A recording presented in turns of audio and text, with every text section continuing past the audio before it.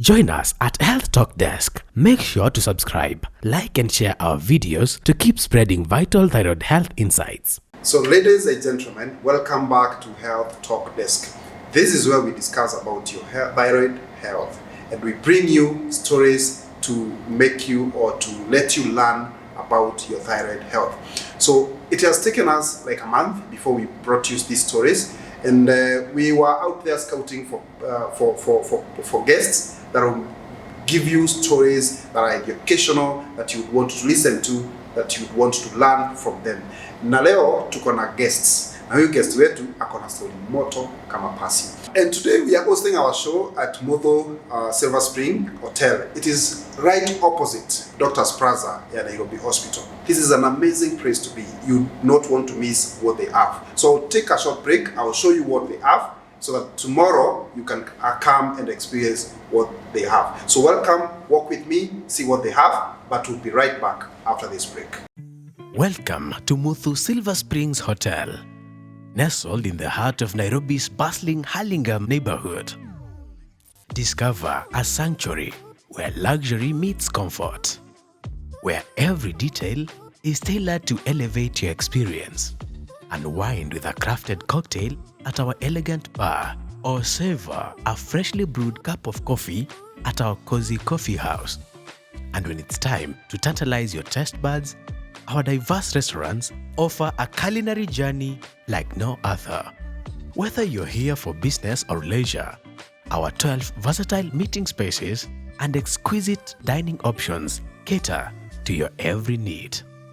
Indulge in our array of amenities, from a refreshing swim in our sparkling pool to an invigorating workout in our state-of-the-art gym. Book your stay today and discover true hospitality at Muthu Silver Springs Hotel. So welcome back. Like I said, leo tuko na story moto. I have my guest today. Her name is Mercy. I will let her introduce herself. She will tell us her name, where she works, and also she'll mention whether she's hypo or hyper, and then we'll move from there. So our guests, karibu sana at Health Talk Desk. So introduce yourself, tell the listeners who you are, what your name is, where you work, and tell them whether you're hypo or hyper. Okay. Thank you very much, Alan, for having me. Karibu. I'm honored by this. So my name is Mercy Kitty. I work in the health industry. It's health/medical college. Yes, I started by being a hypothyroidism patient, and now I've gone to being hypo. Hypo. Yes. Thank you, Mercy. So, by the way, it has taken me 3 good months to get Mercy on the bench. Now, the reason why I'm saying her story is story yake ni moto. Like she has said, she works in a medical institution. So she's not a doctor, but she works with doctors. And it's very interesting because to learn that even when you're working in that industry, you still experience problems that other people go through who have no idea what this kind of disease is. So you've mentioned that you started by being hyper. Yes. And now you're hypo. Yes. So I'm sure our listeners would be interested to know, how did you realize that you are hyper? Okay, so let me take you back to 2010. Yes. 2010, I was blessed with a baby around April. So, okay, my pregnancy was smooth. But after having the baby, like a month after, I went to see my doctor. And one thing stood out. I had lost like 10 kgs within a month. So around May, I had lost exactly 10 kgs. I remember the doctor telling me, Mercy, I think you need to get yourself checked. But at that time, I didn't pay much attention. So I carried on with my life, but everyone kept on complimenting me, oh, you bounced back to this good your shape. weight. Yeah, your weight, you've lost so much weight, baby fat. But the truth is, I wasn't feeling okay at all. But I couldn't place a finger to what I was going through. So I carried on. Fast forward to 2012. 2012, I experienced something that I had never experienced before. So one time I'm sitting in the house and I suddenly couldn't move my left side. By then my daughter was like 2 years. She kept on coming to me. I couldn't lift her. And at that time I was with my husband was nearby, and he noticed something is wrong. He tried to speak to me. I couldn't. So he picked me up. So he freeze. And he freeze to like this side. I couldn't move my hand. I felt like my face was drooping. So I even asked him to bring me a mirror. I look at myself. But my face was still the same, but I couldn't move. So he carried me. We went to a nearby hospital. They did so many tests, funny thing, and nothing was being, they could not point a finger on anything. The only thing that was noticed was that at that point of admission, my BP was low. That is the only thing. So I was admitted in hospital for like, I think a week. I came out of the hospital and the doctor said there's nothing serious. It's not a stroke. They were treating symptoms? Yeah, they were just treating symptoms. So one of the doctors, I remember, pointed out maybe it could be stressed, maybe postpartum depression, maybe stresses of being a first-time mom. So we went home and we carried on with our lives. By then I had started moving. That paralysis was like for 2-3 days, but then I started moving. So one thing I need to mention, I come from the coast. Yeah. So in coast they call it baridi. Yeah, so I remember a neighbor mentioning, hii ni baridi, kuna uji utakunywa. So she brought me those herbs, we mixed in porridge, and I carried on with my life. So that time I was okay. I can say I was okay. I kept on getting infection. So fast forward again to 2016. This time I went, I had my second baby. Same thing happened. A month after, I had lost weight. So the doctor said, Mercy, this time... Wait, just pause. Yeah. Very interesting. Yeah. So you had your first pregnancy? Yes. You delivered successfully? Yeah, C-section. C-section? Yes. Then you went through all the symptoms, then you were sick. Yeah. You conceived again. Yes. And now through the same cycle again. Yes. But now this that must have been very tough for you. Yeah, now this second pregnancy was very tough. So after having the baby, I remember I lost weight again. So this time I told my doctor, hey, I think I'm going to take this thing seriously. This is not okay. Now I started getting sick. Like a month or 2 after, I even stopped breastfeeding. I was getting constant fevers, I was feeling sick, I was getting headaches, I was in and out of hospital. So I remember I was being treated for viral infection, bacterial infection, viral infection, most of it was viral. I even got this thing called dengue fever. There was an outbreak in Mombasa, I got it, I was admitted for like a week. I had very high fevers. So I left, I went back home. Then 2 months later, I started feeling sick again. So this time I went back to the hospital. I told the doctors, you know what, I'm not going to leave this place. I am not okay. So that time you're how many months? I was like, it was 4 months after 4 the months. baby. The baby was like 4 months old. I told them, I'm not going to leave this place. I need to know what is wrong with me. So one of the GPs there called a physician. They were like, oh, Mercy has refused to leave. I said, I have to be admitted. Luckily, I knew that doctor. So I said, Doc, you have to admit me. You really have to admit me. Because of now, the way you are feeling? Yeah, I wasn't okay at all. So he said, okay, let's admit you. So I was admitted. I was taken through a lot of tests. So like 2 days after my admission, the doctor came back and he was like, hey, Mercy, I think I know what is wrong with you. I said, okay, what is it? You know, you're eager to know what is wrong. Yes, yes. It's like you have severe hypothyroidism. I think that is the problem. Your thyroid levels are quite abnormal. So at that time, I didn't even know what that is. So I was like, okay, what is thyroid? Yeah. You now start asking what is thyroid. Before going to Google, he was like, oh, this is an autoimmune disease. In layman's term, your good cells are attacking the bad cells. Bad cells. So that explains the fatigue, the weight loss, the tremors, and so many other things. Now, this is after how long? After you gave birth to your firstborn? This is how many years? 6 years later. 6 years later. Yes. So you are hypothyroid. Yeah. For 6 years. Without knowing. You're getting sick in and out of hospital. Yeah. And none of the doctors told you what you're suffering. And we didn't even, I think no one thought about doing that thyroid profile until this time now, 2016. Now, pause.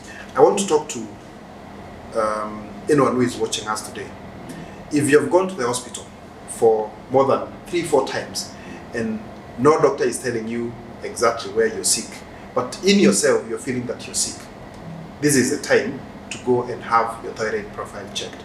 Because this story is common for every thyroid patient. They have gone to the hospital 10 times, 20 times, 30 times, until when they are almost giving up. Is now when doctors are telling them that you have a thyroid problem. And some of them do not make to that point of getting to know what is suffering them. So you're lucky to, after 6 years, to have a doctor who identified your problem and they started treating you. So what happened after? How did you feel when the doctor told you that you have a severe hypothyroidism? Okay, one thing, number one, it's funny, but I was relieved. At least I know what is wrong. At least you knew what was the problem. Because even people around me, they were like, hey, Mercy, you cannot be sick all the time. I remember one time my friend telling me, Mercy, you're always in hospital. What's up? And when you go to, what have you been told? Do you have malaria? No. Do you have this? No. So I felt this some sort of relief that at least I know what is wrong. At least you have something to tell people. Yeah, but then I was also scared. Now what is this? Because you don't know what is it. So he explained to me the journey that I need to be on carbimazole. So I was put on the highest dose at that time. I was discharged from hospital. I continued with carbimazole until around 2018. Now here is another thing. I started feeling better. I ignored. I stopped going to the hospital. A common mistake. Very many thyroid patients do. Yes. They take the medicine. I also did the same. When I felt better, I stopped. It's a very dangerous thing to do. I know. Yes. So I would wake up. If today I'm feeling tired, I would increase the dosage a bit. If tomorrow I'm feeling, I'm my own doctor. So I stopped. And you know why that happens?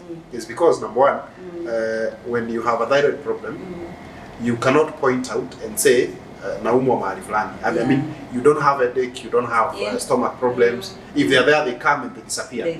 So when you take this medicine and you feel better, maybe the fatigue goes, you think, I'm now okay, you stop. It's a very common mistake that people do.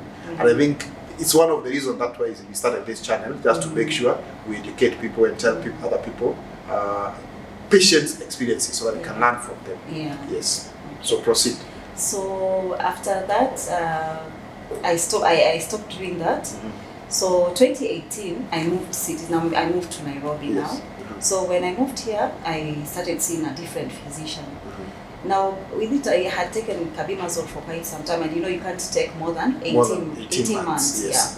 So this physician told me, Mercy, you need to sort this out. This is not safe for you. So we either do a partial thyroidectomy or radioiodine therapy. So when I had surgery, I'm scared of surgeries. I'm like, oh my God, surgery again. On the neck, I'll have a scar. I was like, no. So I told the doctor, let me think about it. So by then the dosage had gone slightly higher. It had gone lower, but it went higher because of that gap of me not going for the profiles and all that.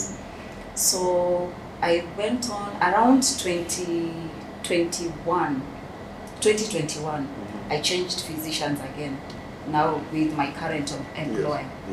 So this time the doctor told me, same story. Then she was like, by the way, since your gland is not like very big, maybe you can consider radioiodine therapy. I was a bit skeptical. You go back to Google, start reading. Google doctor. I know. I keep telling people Google doctor is the worst doctor that you can consult. And funny thing with us, I went first to the side effects of 𝙎𝙪𝙤𝙦. I'm reading, cancer or what. I'm like, oh my God, I cannot do this. So I went back to the doctor. Since we work in the same environment, every time I meet them on the corridor, I'm like, I don't think I'm going to go ahead with that. It's like, Mercy, think about it. We've taken carbimazole for so long. So after that, you still have those doubts. I have a friend who lives in India. So I went for a thyroid uptake scan. So when I got the results and all my other reports, I shared with my friend. My friend has a son who is a doctor. So they shared with the son, and they were like, I think you should follow what your doctor is telling you and go for the uptake scan. We've done it in India. And I have patients who are recovering well. He even connected me to one of the patients. I said, talk to them, tell them to tell you what they went through. Yes. Yeah, it's not as bad. I said, okay. That was number one. Number two, my friend went to India for her own treatment. I said, okay, please share this with your doctor. Same story. I said, if you can't go for surgery, then this is another option. Consider it. So that's when I considered it. And I went for it in last year, 2023, May, to be precise, May 3rd. So I went to the lab and they put the capsule. The capsule, yes. Yeah. So I had to isolate because I have 2 kids who are under 18. Yes. So I had to plan for them to be away. Yes. I stayed home. The only thing that I felt was a sore throat. Yeah. Yeah. And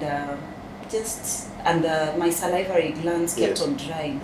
So the doctor encouraged me to because of the drug that you put. Yes, the capsule. The capsule. I think when they put it, it opens up and then it dries the throat. Yeah, and it kills the thyroid gland. So that was in May. Okay, I didn't feel anything. I went back to work. So June, July, I was okay completely. I had never felt that okay in my entire life. I think this hypothyroidism is a bit... It's a crazy disease, you know? And there's something that you've mentioned, and I would want to speak to our viewers, those who are watching. If you're out there, you have a thyroid disease and you've been taking carbimazole. I've heard people say they have been taking carbimazole for 2-3 years. Yes, yeah. You're not doing justice to yourself. Please stop taking this drug. Get a solution for your thyroid, because the maximum you can take this carbimazole drug is 18 months. After 18 months, you're messing with your kidneys, you're messing up with your liver, you're messing up with other parts of your body. So if you go to a doctor who knows what he or she is doing, they will advise you not to take medicine for more than 18 months. And Mercy here was lucky that we were seeing the same doctor. I come to know that we were seeing the same doctor. The same physician that you used to see when you're sick is the same physician that I used to see.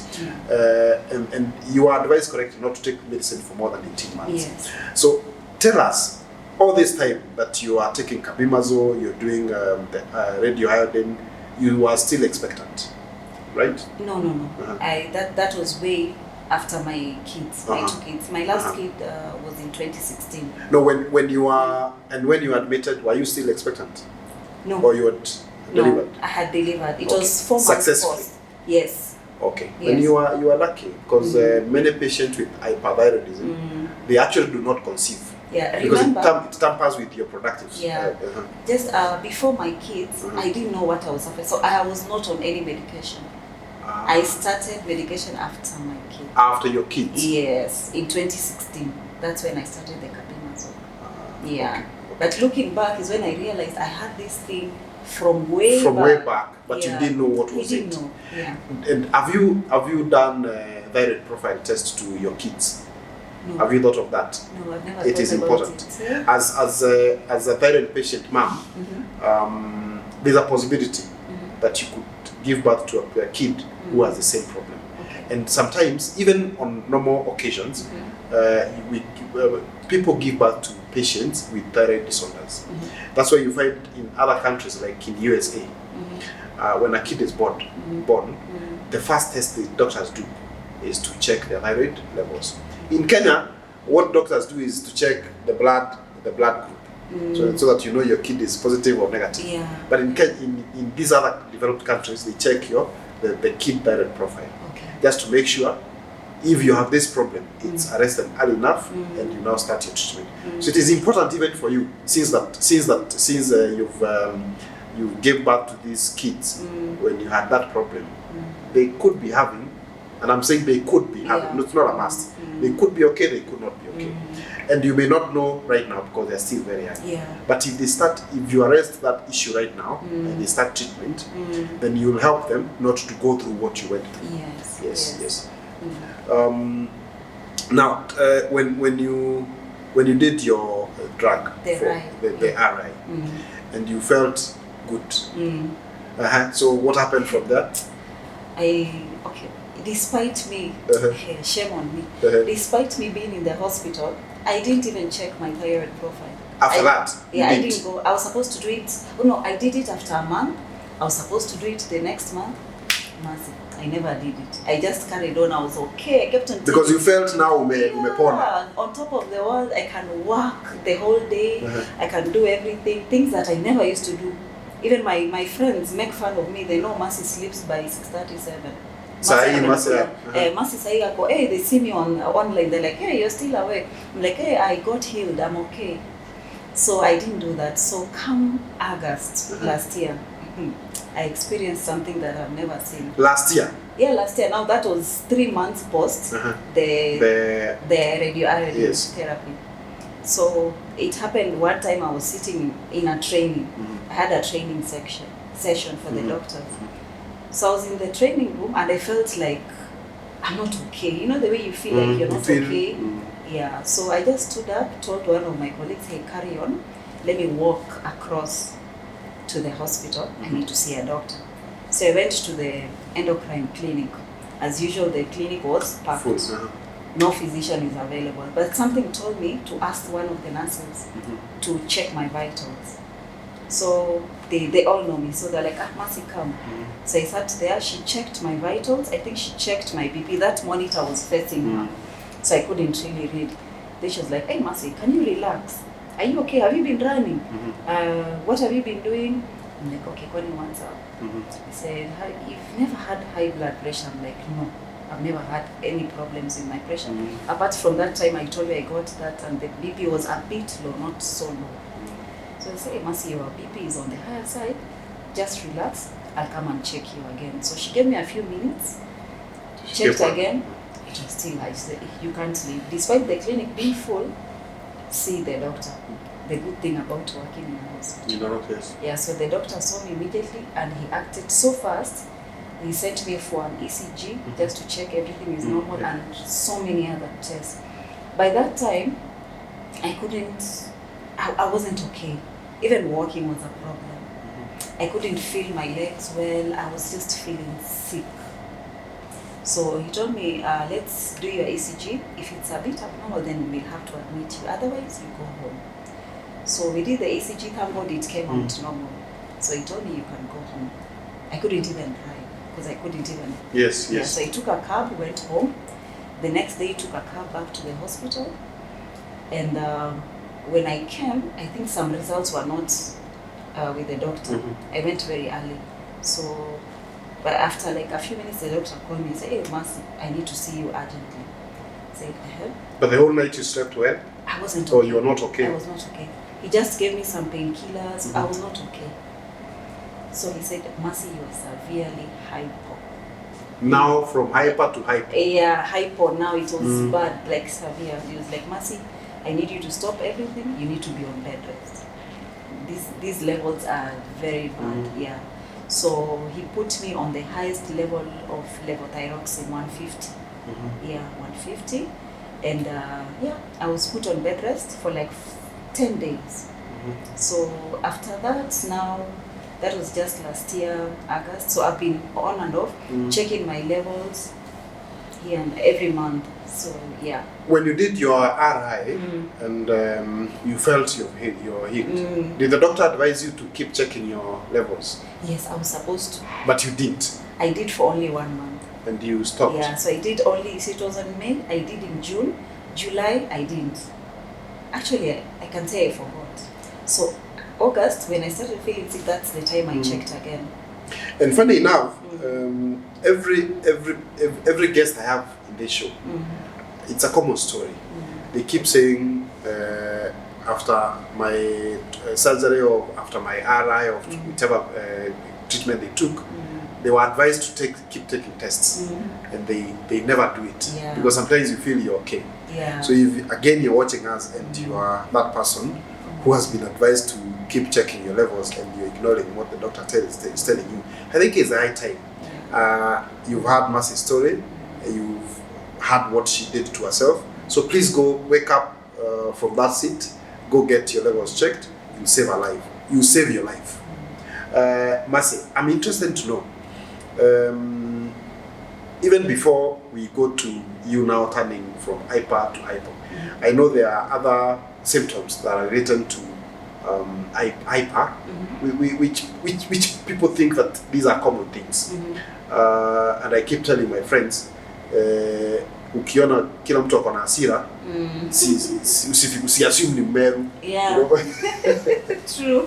They could be having hyperthyroidism. Yeah. So what other symptoms that were there apart from what is common, or that being maybe feeling tired or sleeping a lot? What other symptoms that did you experience? Okay, I can say it's like I don't like calling it depression, but okay, generally I'm a social person. Like I have many friends, but I found myself isolating. I stopped going for events. I stopped being around people.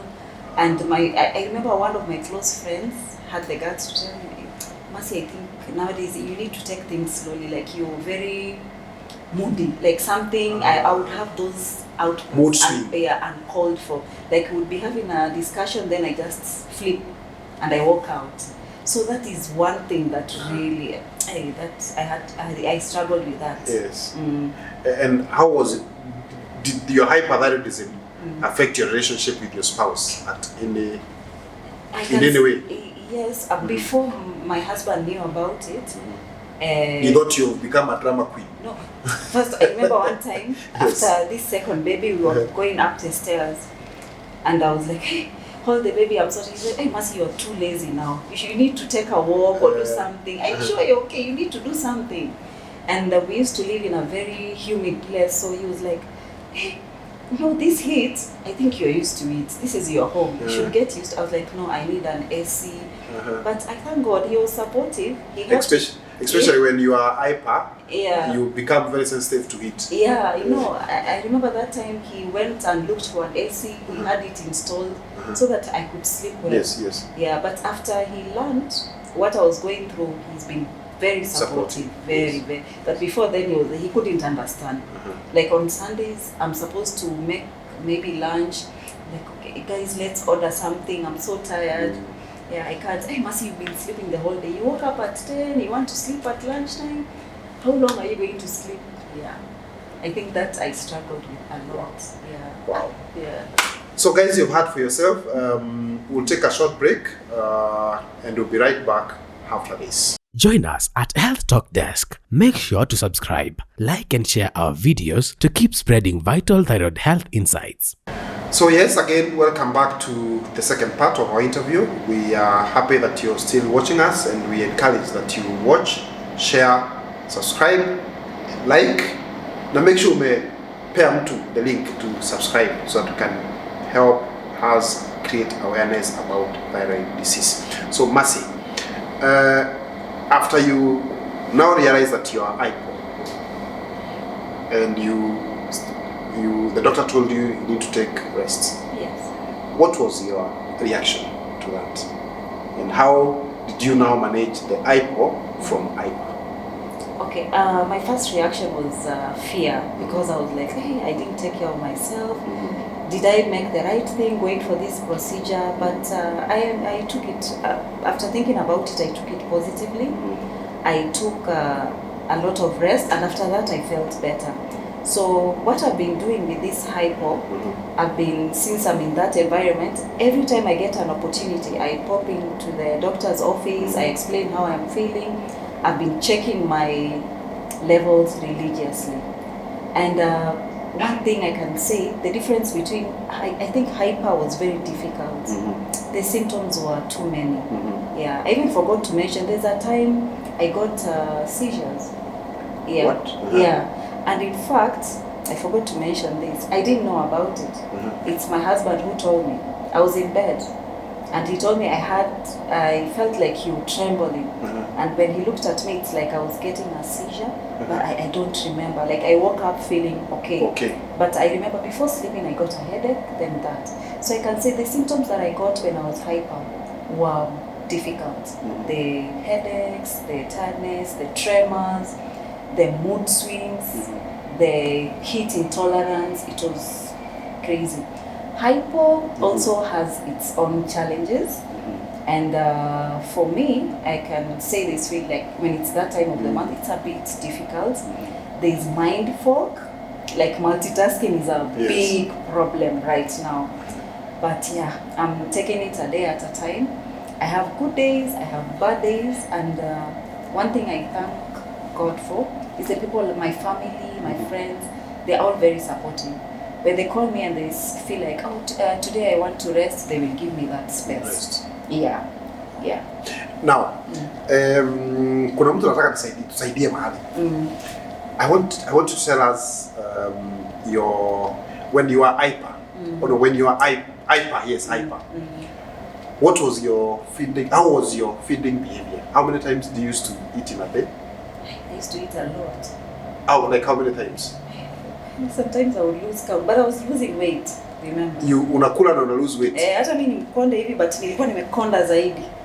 I was like, hey, let me tell you, I was 42 kgs. Can you believe that? 42 kgs. 42. I was so thick, but I used to eat like every time I want to munch something. Yes. But you can't see it. It's not really. Unakula lakini chakula inaenda tu. Inaenda tu. And how is that different now from hyper and hypo? How is your feeding? Okay, for hypo, I can say I'm feeding, but not as frequent as possible. I think my metabolic rate has also slowed down because I've gained some weight. Yeah, I'm not how I used to be. And like I say, I don't have those, those, when you get hungry, you feel like you're agitated. When you're hyper, you get that a lot. Yes. But when you are hypo, you can control it. Yeah. Wow. I can say I feel a bit different. So if you are out there and you're watching us now, where do you want watu wa kula? Check, go have your thyroid. Go and have your thyroid checked. Because si kawaida. It's not a normal human being is supposed to eat at least 3 times in a day. At least 2 is okay. 3 maximum. Yeah. But if you're doing more than 3, there must be a problem with your thyroid. Because I know you're watching us. Please go get your thyroid checked. Now, that was for someone. Now, as you wind up, you are a mom. Yes. You are a wife. There are things that you've gone through as a wife and as a mom that you shouldn't have gone through if you're a normal person with a normal life, that you're not sick. So I want you to look at this camera. Tell that mom who is watching us, tell that wife who is watching us what they should watch out if they feel something that is not running well with them, or what should they watch out just to make sure that their life is okay, and if they're experiencing what you're going through, what advice can you give them?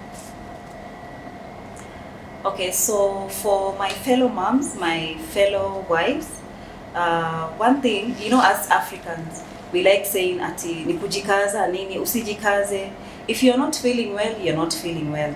I remember there are days I would wake up, I can't do anything, but I'm like, watu watanichukuliaje? Itakuwaje? Itakuwa ni aibu? No, don't ever have those thoughts. Always get yourself checked and always ask for assistance, because trust me, when you're down there or when something happens to you, you only have yourself to blame. So always ask for assistance. Don't feel shy. Request your partner for help. People frown upon asking their husbands to help me with house chores, help me do this and that. You should never be afraid to do that. Yeah. Okay, thank you. That was Mercy. And with Mercy, thank you very much for agreeing to come to share your story with our listeners. Thank you. We appreciate you, and we wish you all the best as you go through the journey of treating hypothyroidism. So you'll be well, and we are here to support you. Thank you. And thank you for helping us create the awareness. So that was Mercy. If you're out there, you're having symptoms like what Mercy has gone through, please talk to us. Our number is 0777 554 128. The channel is Health Talk Desk. We have an email address. It's healthtalkdesk@gmail.com. Please write to us. We will invite you for an interview so that you can help us share the story with fellow Kenyans and other people who are watching us from the other side of the world. Thank you very much, guys, for watching us. We have a foundation. It's called 𝙎𝙪𝙤𝙡𝙮. This 𝙎𝙪𝙤𝙡 is where all thyroid patients get information that will help them treat their thyroid, on what to eat, which doctor to go and visit, what to do if you are having thyroid issues. So please, if you're not registered to 𝙎𝙪𝙤𝙡, 𝙎𝙪𝙤𝙡 is Thyroid Disease Awareness Foundation Kenya. So if you're not registered to this foundation, please register today. Remember to subscribe to Health Talk Desk, which is our channel. Share, like, and subscribe. And guys, until we meet again, thank you very much for watching us. Until next time, bye-bye.